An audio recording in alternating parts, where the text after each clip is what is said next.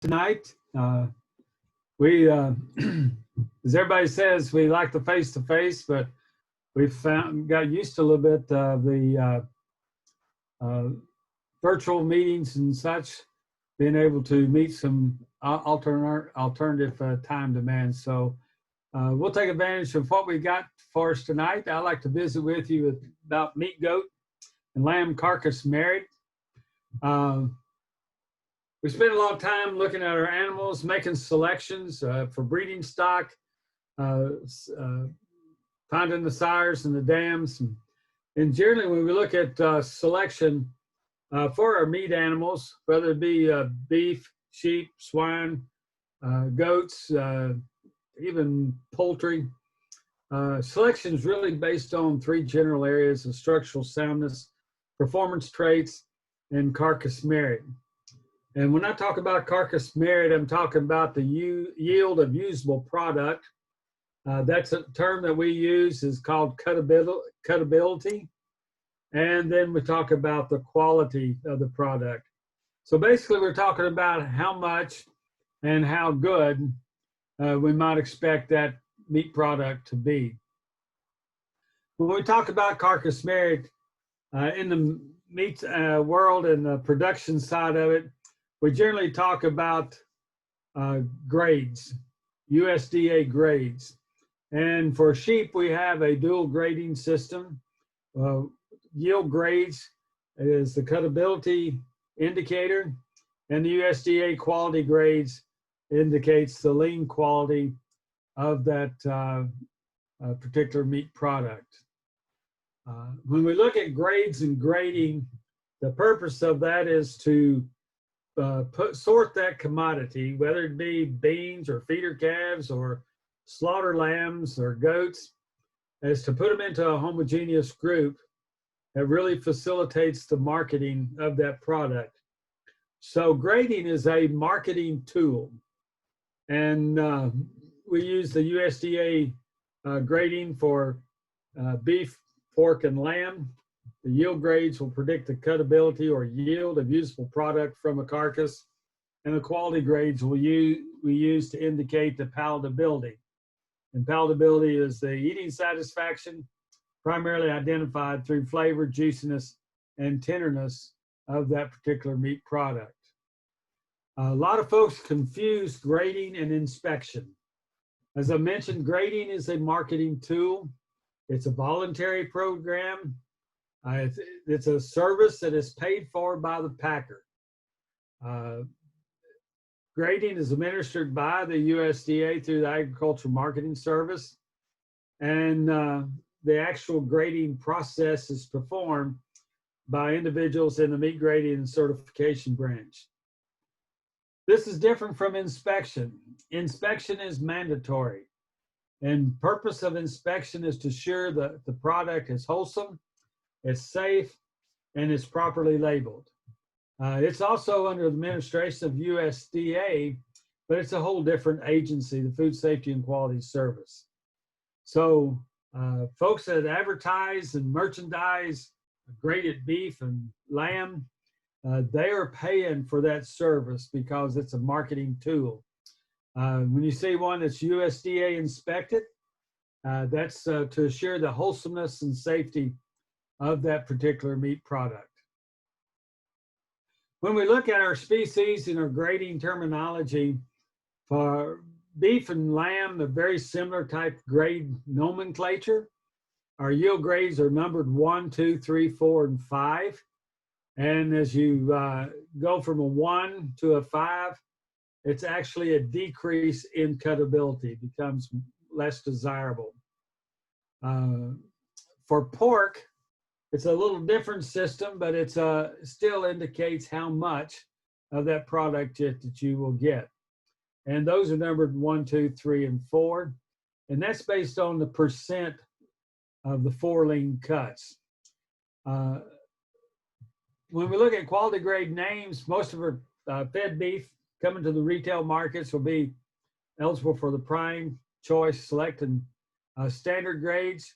We primarily see prime and choice and some select in our retail markets.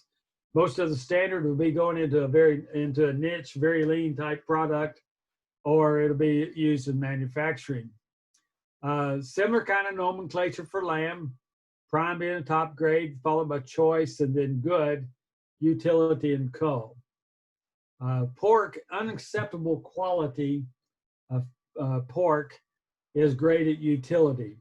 So if it grades a utility, then it's not given a numerical grade. But you look on the chart there, you'll see that the goat, we have no USDA yield grading or quality grading for that particular species. So let's look at the cuttability traits for lambs and for slaughter goats.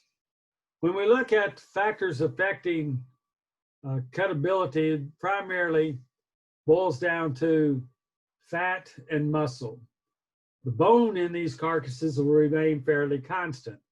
So the difference in yield or amount of product that you're going to get from these will be based on fat and a little bit on muscling.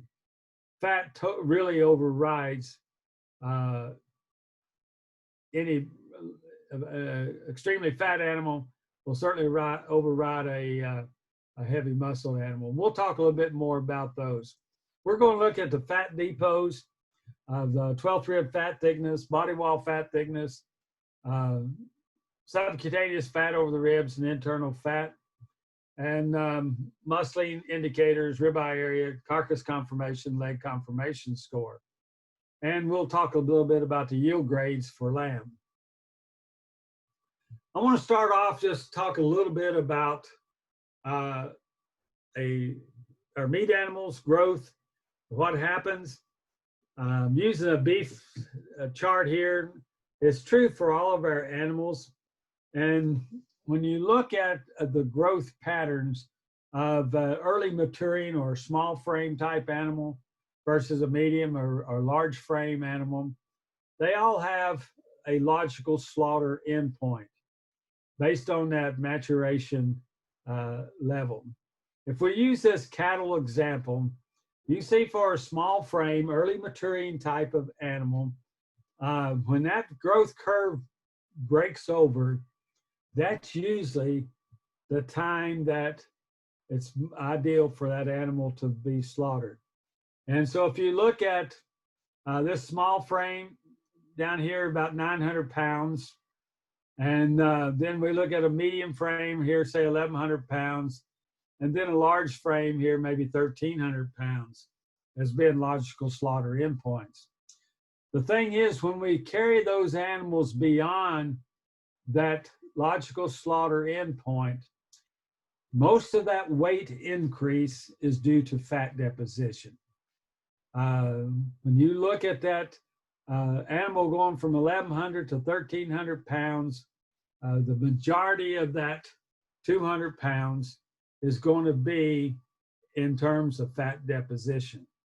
So understanding that these animals, regardless of breed, regardless of type, tend to follow the same kind of growth pattern, and that they have an ideal maturation.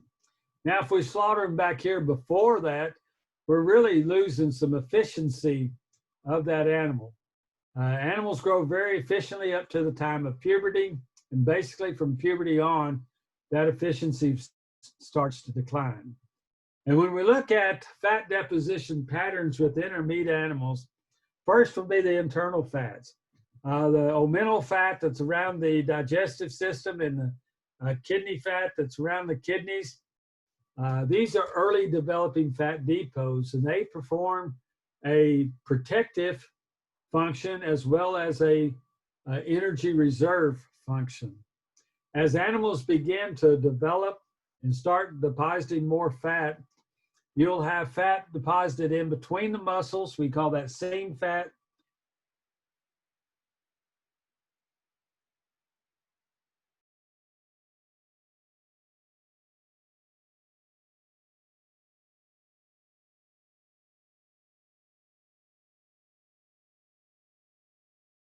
Together. Some species, sub-Q will be before, be a little earlier developing than intermuscular, and some other species But those two are actually in the middle. And then the last fat that's going to be deposited in meat animals will be the intramuscular fat. That's the fat within that muscle. And in the beef grading system, we call that marbling. And that's that taste fat that contributes to the palatability of those higher grading beef cattle. I just want everybody to understand the endpoints and these kinds of things when we talk about cutability and these patterns. Now we'll look at the lamb yield grades.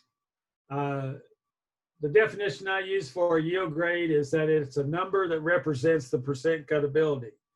And those numbers are 1, 2, 3, 4, and 5. And that cutability is really a percentage of the closely trimmed, boneless, bone-in, and semi-boneless cuts from the leg, loin, rib, and shoulder. Of course, the leg, loin, rib, and shoulder are the 4 major wholesale cuts of the lamb carcass.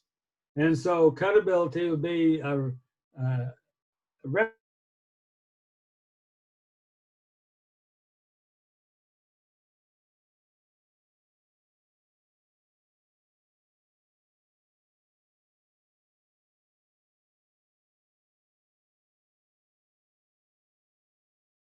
down. And this is, tell the students I had in class, is pretty much like, you know, golf. You like a lower score. And that's a little bit misleading, and we're going to talk a little bit about that. I'm not real strong or think about yield grade 1s being ideal in our sheep industry or cattle industry for that goes, even though it appears to be that's the best based on cutability.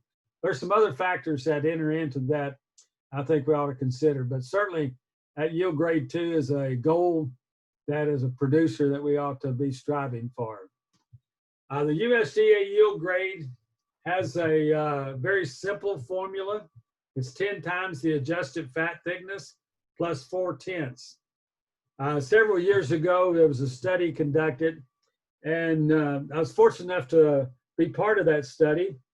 And we traveled to Washington State and to Denver, and I don't know how many thousand lambs we measured that week and did subjective evaluations on. And out of all those measurements, it came down to 1. And when you look at the science of this, it's not a very highly predictable equation, but does work to some degree. During this period of time, the lamb industry was really suffering from a glut of overfat lambs coming to market. And a lot of that was the premiums were being paid on dressing percent, which is the carcass weight divided by the live weight expressed as a percentage. And the only way you could really improve your dressing percent and get a premium was to get them over fat.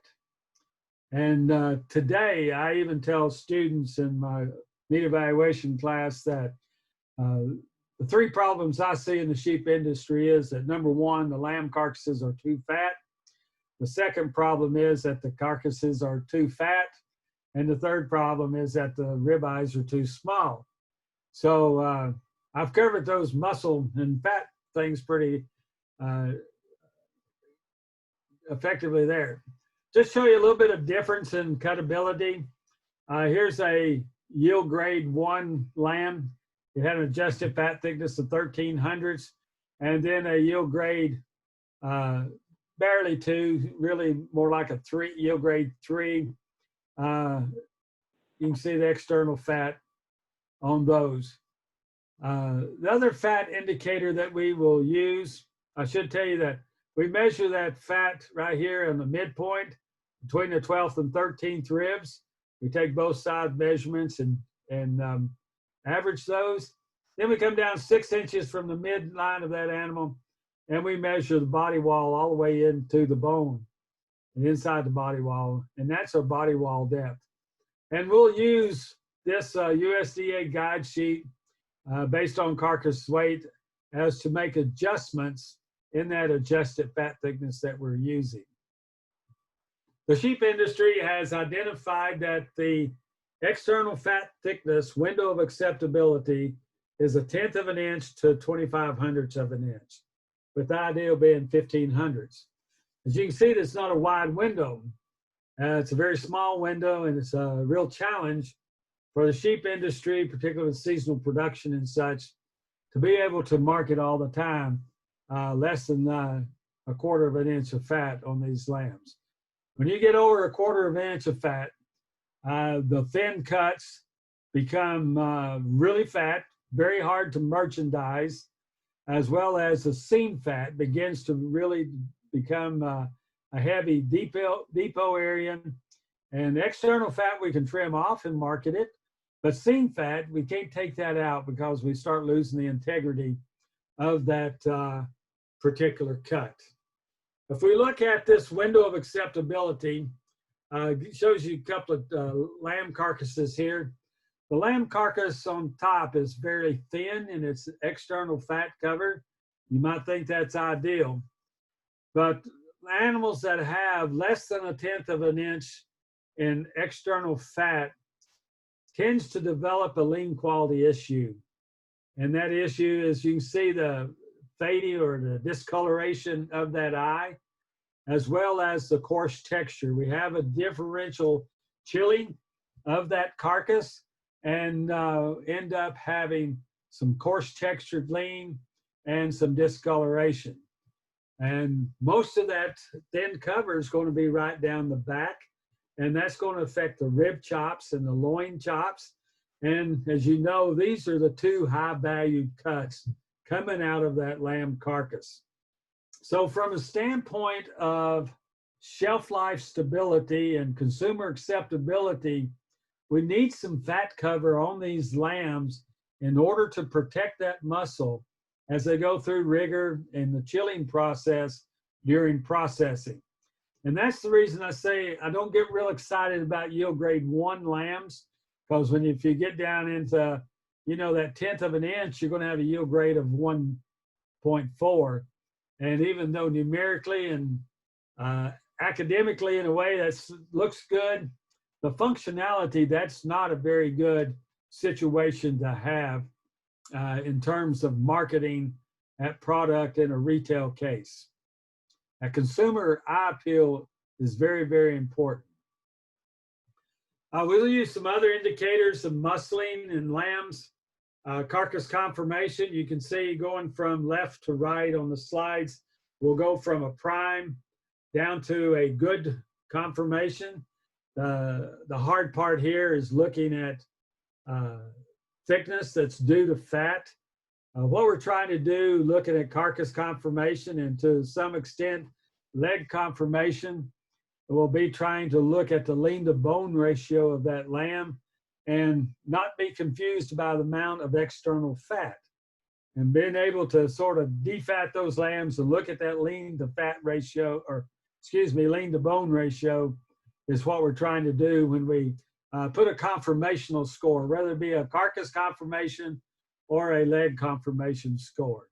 Obviously, leg conformation, we're just going to look at the center thickness of that leg, whereas carcass will look at the leg, the fullness of loin, rack, and as well as how bulge we see in the shoulder.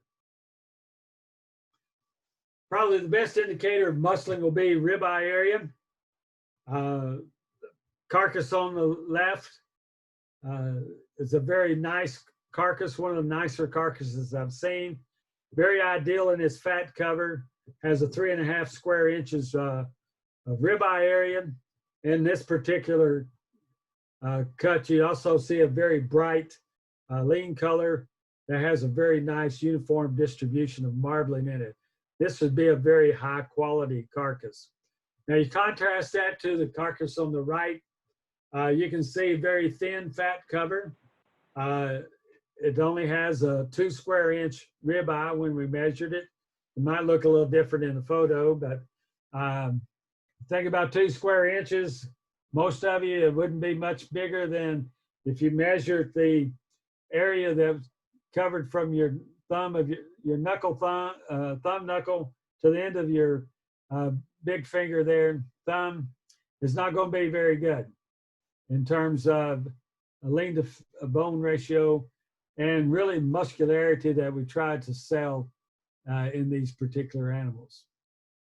Also notice that thin cover, the quality issue that we have in terms of softness, coarse texture, and discoloration of that eye.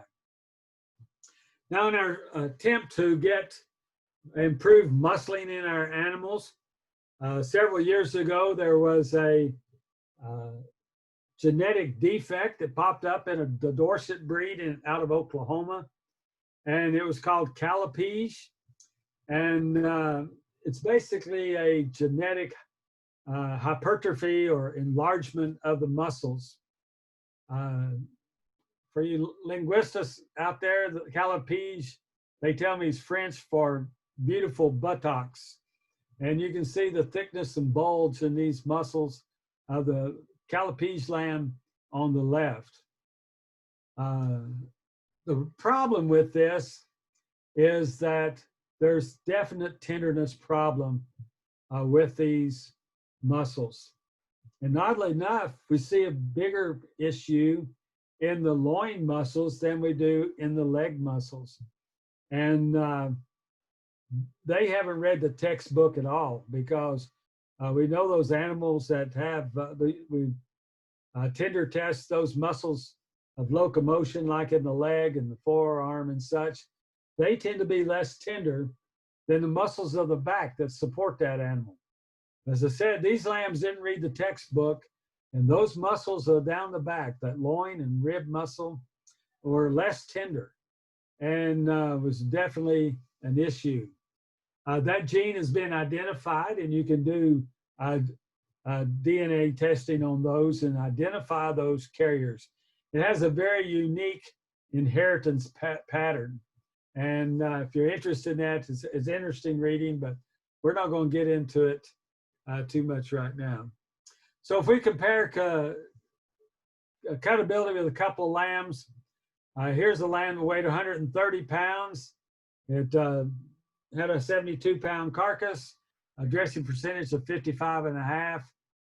It's 4/10 on fat, body wall over an inch, ribeye area of 2.7, the yield grade of 4.4 in low prime quality. So you can see a pretty average kind of lamb, except that it's extremely fat. And this is a lamb that probably should have been slaughtered earlier. It's a lamb that went beyond that its logical slaughter endpoint in order to get that much external fat associated with it. We compare that to another lamb as lighter weight, weighed right at 60 pounds, 53% dress, 2/10 fat thickness, ribeye area of 275. So muscling, these two lambs are quite comparable, but a yield grade 2 and choice quality. We cut those out, and you can see that when we look at the percent retail product, the carcass, the leaner carcass is 5% more than the fat carcass, and percent fat and bone, you see the difference being made up in that. In some cases, these extremely fat animals get a little bit more credit than they deserve, because it's hard to separate out those seam fat depots that when you measure retail cuts, rather than just going to a complete muscle, fat, and bone separation. We'll come back to questions. If you got any of those, put them in the chat box. And that basically covers lamb cuttability. So cuttability is being affected by fat deposition and by muscle. And by far the most important factor will be the amount of fat that's deposited in that on that carcass. Well, the same story applies to goats. And here's you a couple of pictures of goats. And when we look at evaluating the lean yields out of goats, external fat, subcutaneous fat will be important indicators of yield of those.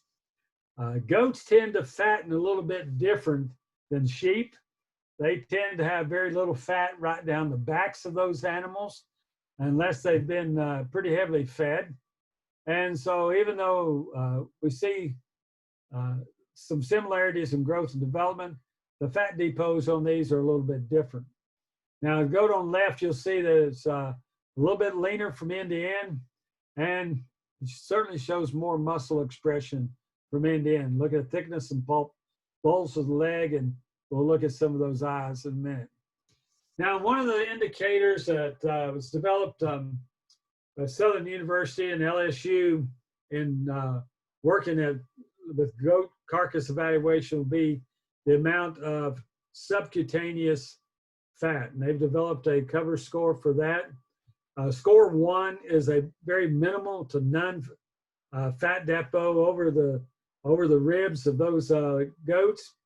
Score of 2 will be some covered, and 3 would be excessively covered for a goat.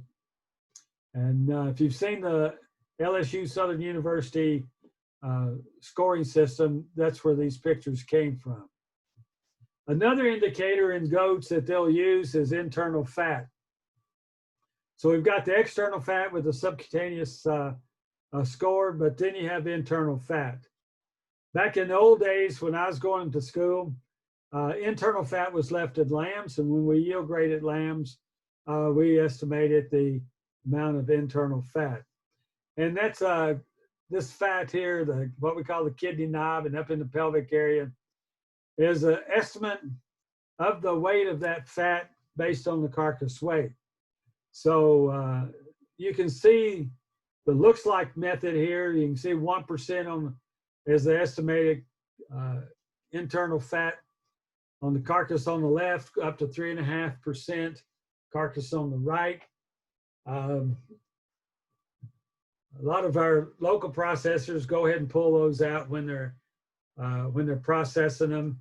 They're easy to pull out when those fats are warm. I have seen in sheep internal fat that I've estimated up to 8 to 10% of that. And when we sold whole lamb carcasses, that internal fat became real important in terms of weight that it added to that carcass, and really essentially no value. And that the folks that fabricated that lamb into primals and retail cuts basically absorbed that weight of that kidney fat in the pricing of the other cuts. So today, USDA requires that no more than 0.5% of internal fat be left in the lamb carcass. That is one of the things that they look at with goats, is the internal fat. The second, or the other factor affecting goats will be muscularity. Again, the same story, second verse. Muscling has less effect on cuttability when compared to fatness. Fatness is the #1 factor that's going to affect cuttability. Lamb's a little harder to evaluate because we tend to not do a cross section of the muscle. It's very hard to get a measurement on a goat eye, even though we've done it in some carcass contests and such. There's very little fat around that eye to support it, and when you put a grid or an acetate paper on it to trace it, it tends to squash out and really gives you somewhat of an erroneous estimation. But Texas A&M's probably done more of the goat evaluation, and they've used the lamb evaluation techniques on a lot of the goats that they do for some of those shows and such in the Texas area. So we use an indirect method, primarily conformation. Again, that's the shape of that animal, particularly trying to estimate the lean to bone of that carcass. So a thicker, fuller, more bulging carcass will have a more desirable lean to bone, should have a higher yield of edible product because of that bone being fairly constant. In marketing, we'll see goat conformation scores. These conformational scores are termed selection scores. These conformations are expressed as a percentage, and I'll show you what we mean by that. Re-emphasize that the ribeye is very difficult to measure, especially in some of these lightweight goat carcasses. And the fact that they're small, they're soft, and you have very little fat to firm up that eye so that you can get a good tracing, makes it real challenging. So we'll use conformation or muscle thickness in order to determine a conformational or a selection score. In the grading of these carcasses, you'll see 3 selection classes, 1, 2s, and 3s. And we express lots of things in grading in percentages. So the selection grade, or class 2, goes from 0 to 100%. And so an animal that would fall in the midpoint would be given a score of a 250. We do that with beef maturity. We do it with lamb maturity and some other grading techniques. If we look at these selection scores, the selection number 1 is the one that would be expected to have superior meat yields. These have thicker, more bulging muscles. Particularly look through the center of the leg of that animal. We look at the width and fullness due to the muscling of the loin and the rack. And we look at the thickness and pop and bulge to that shoulder. We contrast that to selection number 2. These have moderate muscling. They're only slightly thick from end to end. And we start seeing a little bit of depression at this leg-loin juncture, relaxing fullness there. And we see a little bit more angularity and flatness into that shoulder. Then your selection 3 are the low meat yields. These are very narrow. They lack fullness and thick bulge to these muscles. You can see they're very angular down the top. I hadn't checked see if Dave Whitaker's home, but both of us had Prof. Lidville for, and I don't know, Goddard, did you have Lidville for evaluation? He would talk about the backbone being able to split a raindrop. And so that's sort of the epitome of angularity. But you'll see actually that in that loin area that the loin will be shrunken and be somewhat concave in appearance. And these are going to have low lean to bone ratio and be your lower yielding carcasses. Put them side by side, I think you can definitely see a difference in these selections classes as you go from a selection number 1 to the selection number 3. Now, this selection nomenclature actually falls into our marketing. If you sell it in graded sales, this particular goat is a 1 to 150 or midpoint 1. Look through the center portion of this leg, look at the thickness between the hocks, and look at some natural fullness down the top of this particular animal. And you can see that it's going to have a higher muscle conformation score than the average. This goat is an average 2. Again, it has moderately thickness through the center of the leg. We're getting to see a little bit more angularity here over the rack or ribs, and not quite as wide and full through the shoulder. Notice how much more narrow his stands on both his front and rear, indicating that it lacks some of that natural muscle thickness from end to end. And this is a selection number 3. In a sense, almost looks a little bit unthrifty, but you can see how narrow it is, how it lacks the fullness here. You can see the spine coming down the top, very easily exposed. Notice how close the hocks are together. Again, our coach, Prof. Liv, will tell us that the hocks might rub each other as they pass or ask permission to go by each other when they walk, just lacking the overall natural thickness and spring of rib that we see in these heavy muscled goats. Likewise, we line them up side by side. I think it's pretty easy to see the differences in natural thickness and in the front and rear of these goats as we go from a conformation score 1 to 3. Those carcasses showed you happen to come from those 3 live goats. And what you see live actually transfers to what you see in the carcass. And this is the whole principle of live animal evaluation, being able to take them from the hoof and to the rail, and be able to see those differences in these goats. So when we look at carcass cutability, carcass weight in goats becomes very important. Obviously, the weight is an indication of the body size and the girth of that animal, and the circumference of these limbs and muscles that would go with those. Marketing wise, we see most of the market prefers carcasses that's less than 40 pounds. And you're looking there, what, about an 80, 85 pound live animal. The carcass is really a reflection of goat type. You have a wide range of types of goats that we deal with, lots of differences in genetics, nutrition of these animals prior to slaughter, and management of these will all reflect the product yield in these goats. But selection and muscle thickness becomes really important in marketing. I took these prices from our Tennessee sale last month, the 27th, and you can see how these prices are quoted by selection and by weight. And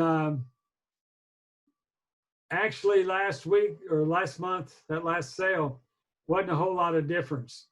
I usually see, following the market, that the difference between a selection 1 and selection 2 on those lighter weight animals is usually up in that $15 to $20 per hundredweight. And down here, when you compare a 1 to a 3, those will usually be up 75 to 80 cents per hundredweight per pound, or $70 to $80 per hundredweight. And you look at them cents wise, but if you're selling 20 or 30 goats, that's going to pay for your marketing bill to be able to get those into these more desirable grades or classes for marketing. So muscle shape is really, really critical in marketing of these slaughter kids. At this time, I'd normally ask for questions, but I guess we probably just keep on and we'll take those questions at the end. We're going to switch gears a little bit and talk about quality.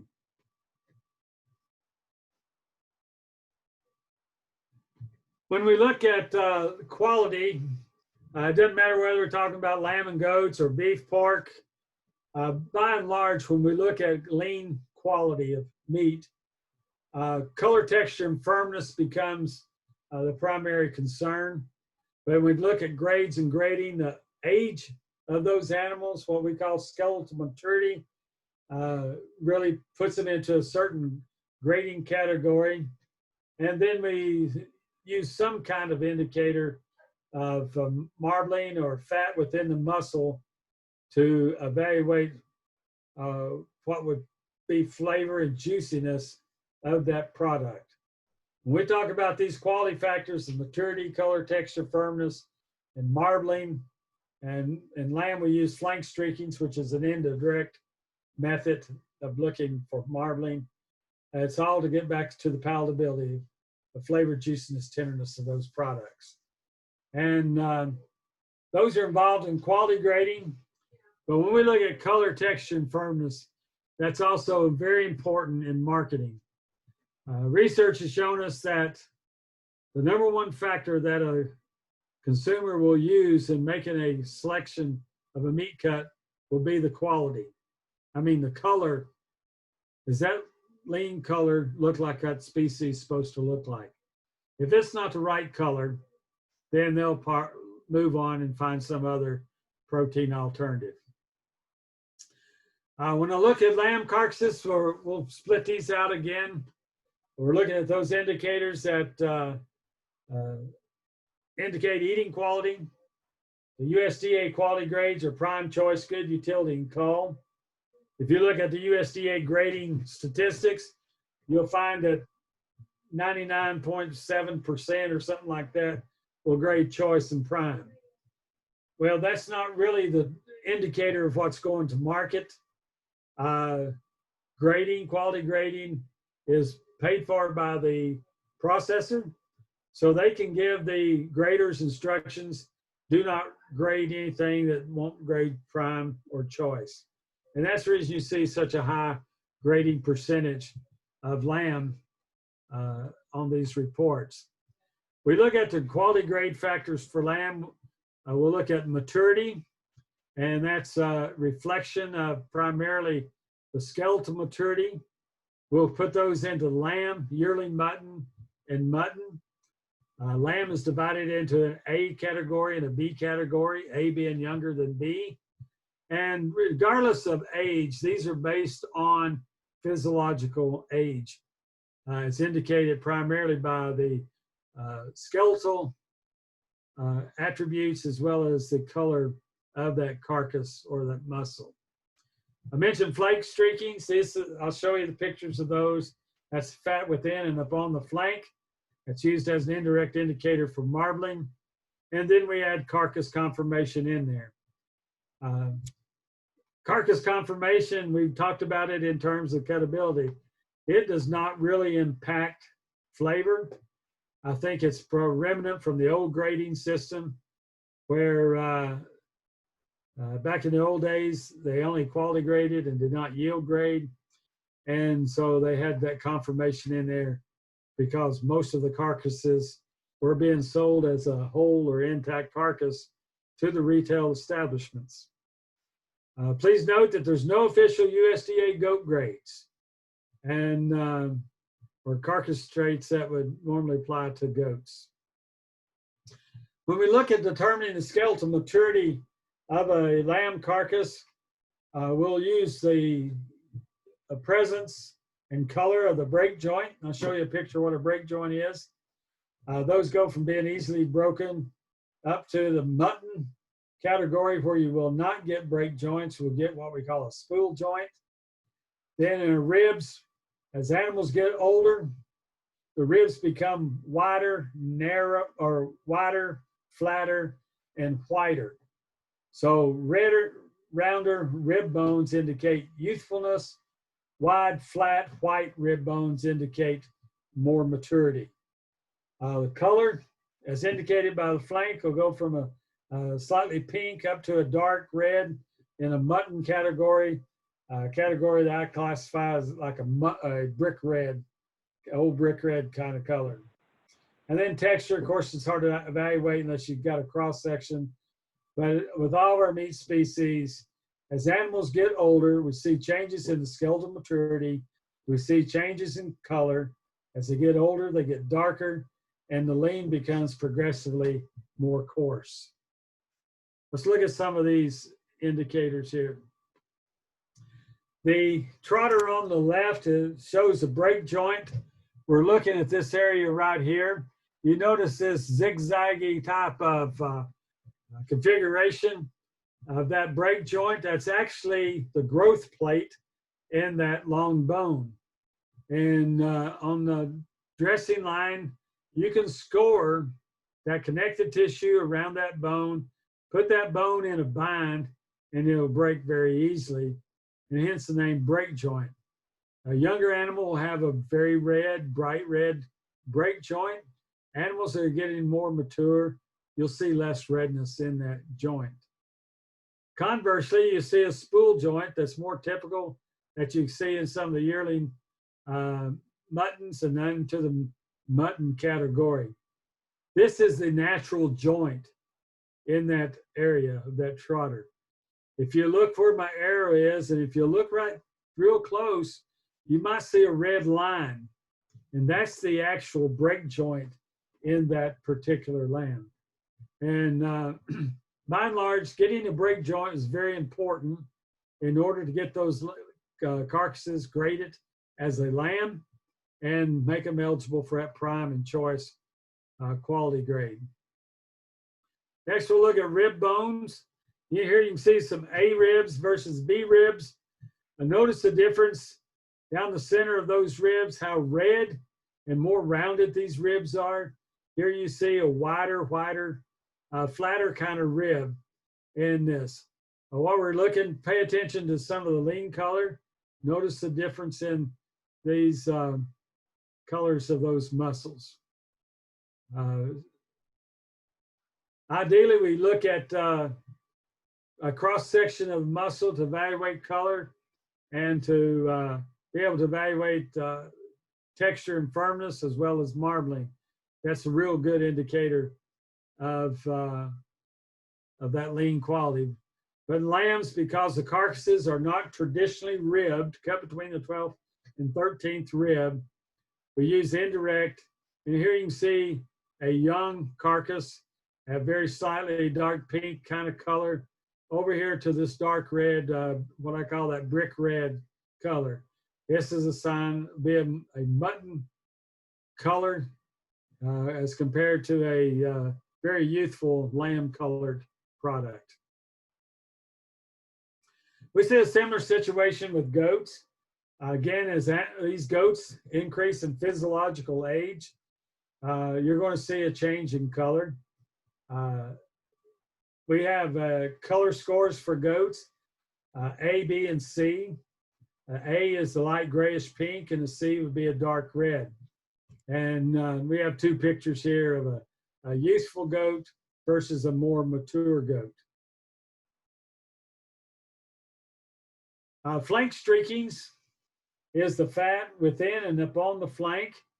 You can see in this picture labeled A, this is the primary flank. This muscle down through here, B, is the secondary flank. Don't confuse this with this muscle that lays over the ribs. That's part of the diaphragm muscle.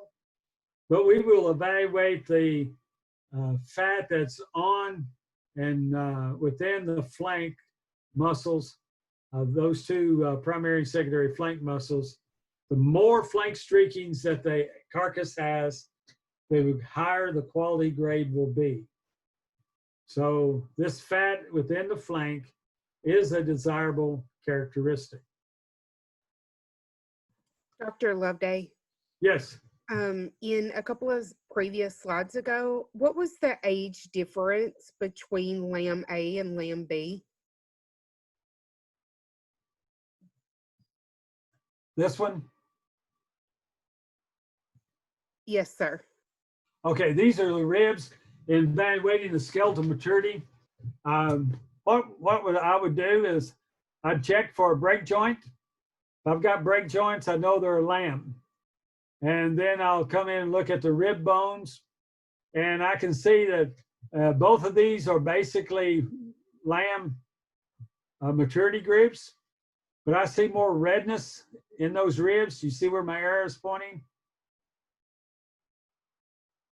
That red color is on top of that rib. And that rib is really more round. We compare that to B. You see that that rib has very little redness, and it's a wider and it's a whiter color. And so both of these are lambs. And we go back here to quality grade factors on maturity. So at lamb classification, the one on the left is going to be an A lamb, and the one on the right is a B lamb. Our next group would be a yearling mutton, and there we may or may not get a break joint, but we're going to start seeing those ribs getting wider and wider, and then on these muttons, they'll be very wide and the color will be quite dark, okay? So when I looked at that lamb carcass, I would look at those ribs. I'd also look at the color while I'm looking inside that body cavity and evaluate the color of that lean. And even though the break joints showed it was a lamb maturity group, the rib bones on this one on the right shows that it's an older lamb, okay? Still lamb, but it's older because of the rib shape and color and the lean color. Does that make sense? Yes, sir. There was just a question in the chat about their age difference. All right, I'm not seeing the chat, so you'll have to just break in, that's fine. All right, little different colors, same concept with goats, but instead of looking at marbling like we do with beef cattle to determine the quality grade, we'll look at these flank streakings.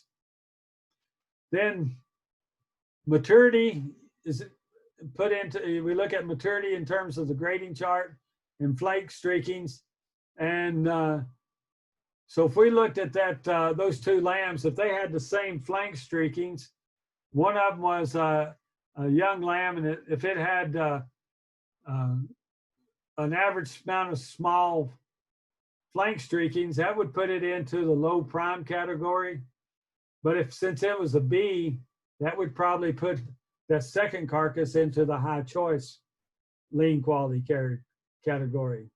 So that's how we use those. And in grading, we express all that as percentages and all that kind of stuff. But y'all don't need to know that, but just that maturity and flake streakings go together to give you a lean quality score. Then that lean quality score is added to confirmation, much like what I showed you before, and that will come up with your overall quality grade. There's very specific rules for applying these grades. They differ from prime grade to choice grade, and good as you go down. And but to be eligible for the prime or choice grade, you've got to have at least a minimum amount of fat on that carcass to be eligible. And so when you get in those lambs that are super lean, less than that 1/10 of an inch, they're not going to have enough fat on those to qualify for the prime and choice grade. So that's another reason I'm not real high on a yield grade 1 carcass. And goes back to that lean color and shelf life stability. And there's a quality issue that happens in thin fleshed or thin covered animals, whether it be lamb or beef. It's called cold shortening. And cold shortening is a differential in chilling and rigor setup from the inside of that muscle. And it actually results in some shortening of those muscle fibers. And when you have shortening of the muscle fibers, you tend to have a less tender product. So that's another reason to having an acceptable level of fat cover on these lambs. So we look at summarizing our discussion tonight. Most of our goats, the market is demanding carcasses 40 pounds or less. That's more on a commercial. What I say here doesn't really apply to some niche markets. Knowing what your customer wants, what is their demands, that's what you need to supply. And review that the selection classification is very important in marketing goats. Selection 1 being superior muscle, lean to bone ratio, and those tend to fetch a higher price at the market. And they'll use other indicators of fatness, external subcutaneous scores, internal fat scores, and color is primarily used to determine the age or maturity of those carcasses. When we look at lamb and maybe some goals that we ought to have in terms of producing a commercial lamb product, maturity-wise, these lambs need to be lamb maturity. We don't need to be breaking over into the yearlings and muttons. Those are a whole different market. These lambs should be choice or better in quality. These lambs should be free of soft, oily, yellow fat. It's a real problem in soft, oily fats in terms of merchandising. Again, one of the characteristics of that lamb is a very firm fat that holds that muscle intact and makes a very nice presentation in a retail case. Soft, oily fats tend to oxidize more readily, and this oxidation of those fats results in can result in an off flavor, oxidized flavors. Obviously, from a quality assurance standpoint, these carcasses need to be free of bruises and blood spots and injection sites. And I'm sure Jenny discussed those importance of that when she did the quality assurance session. Generally in the commercial market, these lambs should not exhibit buckiness. And buckiness is the condition associated with intact or cryptorchid males. And as these lambs develop, they'll start developing those secondary sex characteristics. And folks, those folks that deal with the ethnic market, you're saying, well, that's what they want. And that's true. I don't castrate anything at the house unless a 4-H kid or somebody wants a lamb for a wether. Because I sell a lot to the ethnic trade, and particularly when you come in certain holidays, like the one just end of the month, they require an intact male. But when you look at buckiness, thick neck, thick shoulders, they tend to be leaner. The fat tends to be softer. The color tends to be darker. And palatability wise, they are quite variable. Some of them will eat very nicely and some will not. So inconsistency is a real problem. But most of the commercial lamb market prefers lambs that are not intact or have retained testicles in their body. One of the controversial things deals with hot carcass weight. One of the reports, the industry said carcass weight is desirable between 45 and 70 pounds. That 45-pound lamb carcass is more of the old hothouse lamb. That market's almost gone away. If anything, I think these lambs will go heavier. Folks get squirrely about the weight of the carcass because it goes back to that growth curve, that these animals are carried beyond that logical slaughter endpoint. Much like that yield grade 4 lamb carcass that I showed you, the amount of external fat. Compositionally, that is undesirable. But we've got lambs that will go, and I'll show you a carcass picture here in a minute, of an 80-pound lamb carcass that is quite desirable in its conformation, is quite desirable in the carcass composition, the lean to fat in that carcass. And I think we're seeing, particularly what we call the HRI trade, hotel, restaurant, and institutional, demand some of these larger cuts. And that only way they're getting that is because they don't have the natural muscle at that younger age, is to carry them on to those heavier weights, but you run the risk of getting those too fat. Still, ideal fat thickness is probably around that 1500s, up to 1/4 of an inch. That 2/10 kind of lamb is just you'll see a picture, it's got some fat on it, but it's still quite desirable. I think we ought to shoot for a goal of at least 3 square inches minimum in our lamb carcasses. We're in the protein business, and we're fighting for center of the plate in a high quality, high end restaurant business. And in order to make a serving, we have to put out 3 rib chops.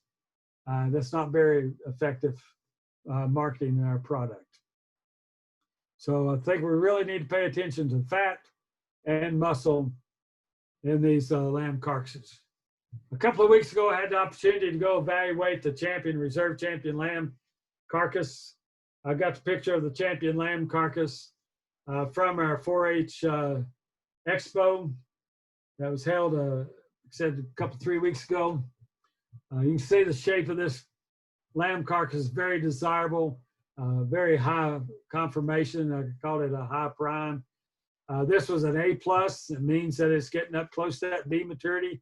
It showed a little bit of the roundness in the ribs and a little bit darker color. I think darkness color is more effective how it's been chilled. Had a slight plus degree of flank streakings, and combine that with the lean quality of the maturity and the flank streakings, and then combine that with a conformation. It's an average choice quality carcass. And looking at the cutability side of it, you can see this lamb is measured 2/10, just right on his lower rib fat. But this lamb had a tremendous ribeye, 4.5 square inches. And this is the largest lamb ribeye I've ever measured. A carcass that would be a lamb at 4.5 square inches. And you can see this chop, I cut 1.25 inches, 1.5 inches thick, grilled and whatever, would make a very nice serving, a 1 chop serving versus a 2 chop serving. This lamb was yield grade 2, average choice, very high in muscle and conformation, just a really, really nice kind of lamb. All right, now we're ready for the questions. You do have a question. Does a lamb need to be slightly over fat to offset long shipping distance? Needs to be over fat to what? To compensate for a long shipping distance? Shipping meaning live animal to slaughter? Yes, sir. Shipping a carcass. Yeah, so what they're asking is do you need to put a few extra, pounds on them if you know they're going to be on a trailer for a long time? That transporting the lamb to slaughter, they're going to be,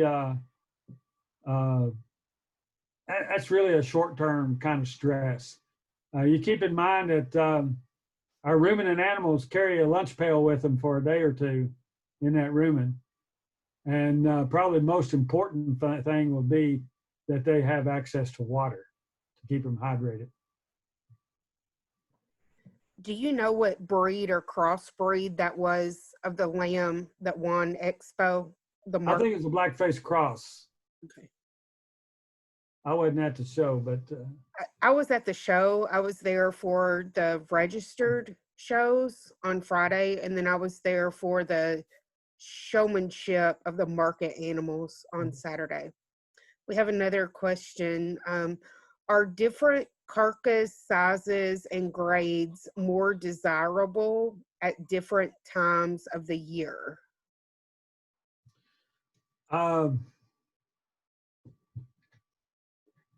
Normal marketing, you would think that, but we tend to have, with our seasonal lambing in the United States, we tend to have peaks and valleys in terms of availability of lambs. And so I think ideally, if we could have a constant supply of a similar kind, then that would be an ideal from a commercial standpoint. Now, one thing you got to consider in the sheep and the goat market is the impact that ethnic trades have on the market. So, if you go through some of these holidays, Easter, Greek Easter, they have different market demands at those times. And so if you're trying to, say, hit that Greek Easter market, you probably want to have those lambs ready to go.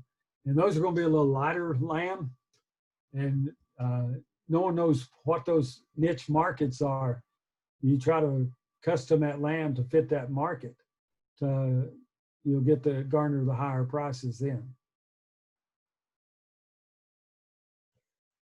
And if you also go on Dr. Susan's website, sheepandgoat.com, she has a really good chart on there of the ethnic markets and what type of animal each market wants. It tells what gender they want, whether they want an old or a young animal. So that's a good chart.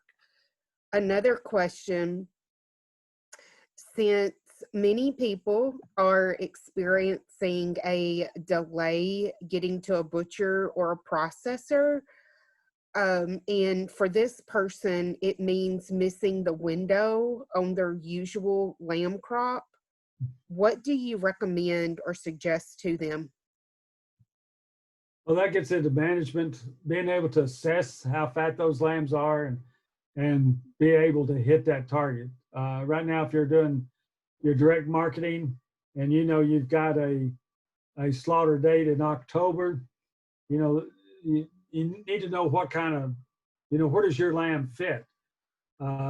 Jesse and I raise South Downs. Those are early maturing sheep. If I've got a 90-pound lamb right now headed for an October market, I'm probably not going to keep feeding it real hard. So I'm going to manage that through nutrition and knowing what your animals, how the performance on those animals is real critical in being able to hit those targets. When you look at a feed efficiency, it goes down. And I mentioned on that growth curve, that weight increase is largely fat. And the efficiency of laying down fat is much lower than putting on lean. But that grain stays the same price stays the same. So your cost of gain will really shoot up when you're in those latter phases of that growth curve and you're depositing fat as opposed to lean. Does that answer? Nutrition management is about the only thing you can do, but knowing how your animals perform, what kind of growth you're going to get out of them, and if you're doing this, I'd highly encourage you to go to the packing house and look at some of your animals going to slaughter and see where are you? Are they too lean? Are they too fat? Are they just about right? Another question, do lamb and goat carcass need to hang for a period of time to increase tenderness? We're lucky in the sheep and goat industry in that by and large we're dealing with young animals that tend to be more tender than the beef animal, for example. Most beef will hang or at least go through an aging process of 7 to 10 days, up to 2 weeks. Beef in a vacuum bag is actually aging in that bag. I tend to like to hang lambs about 2 days, not necessarily from tenderness, but just allow them to get chilled really good, have that fat firmed up and the muscle firmed up. But you want to be careful, again, knowing what kind of fatness that you have on those animals. If you have a fat cover like some of those goats that we showed, if you're going to let them hang for 2 to 3, 5, 6 days, that lean is exposed to that air. And you're going to start to have surface dehydration. And that's going to result in trimming losses, should result in trimming losses. And you're having moisture dehydration, that muscles actually losing water.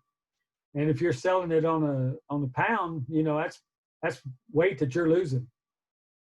So if they have some fat cover on them, you can probably go a couple of 3 days. I think most of our small custom processor I've dealt with like to kill lambs and get them cut pretty quick as opposed to beef. I think they clean up at the end of the day with them. They don't have time to finish the beef, but they can knock a lamb or two out.